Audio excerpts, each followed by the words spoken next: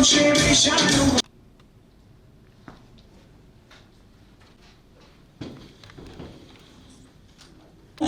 أعايد كل نساء العالم بشكل عام ونساء شمال وشرق سوريا ودير الزور بشكل خاص، كل عام والمرأة القوية المناضلة بطريقها للنجاح والنصر.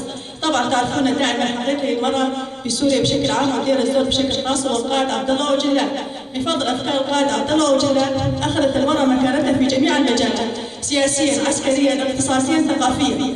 فالقائد يرى متى ما حررت المرأة من التبعية للرجل وبمن يستملكها فإنها ستكون قيادية وطنية، لأن المرأة المتحررة تعني المجتمع المتحرر، والمجتمع المتحرر يعني الأمة الديمقراطية. فالقائد يرى أن المرأة يجب أن تثبت نفسها بنفسها، قائمة بذاتها، تولد كالشمس، تكون صاحبة قوة وقرار ومتمكنة. فالمرأة والحياة يعني جنجان لازم أن تكون ذات قيمة ثمينة بالنسبة لنا.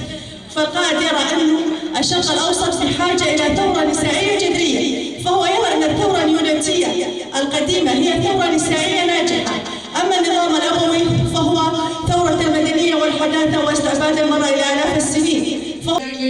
إحدى قادة الحزب الاشتراكي الديمقراطي الألماني منصب سكرتارية المؤتمر، اقترحت زيتكن في 8 آذار حق الأمومة، وعبرن عن مطالبهن بصوت منظم وبصوت عالي لإنهاء الحرب.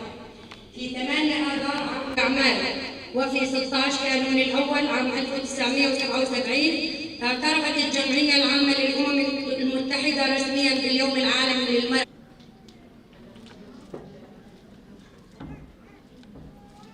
وعلمنا أن نقول بأن التاريخ كل الإنجازات وكافة الاكتشافات بدأت من سومر، ولكن أليس تاريخ سومر بدوره بدأ من الثورة القروية الزراعية؟ كل هذا الانحطاط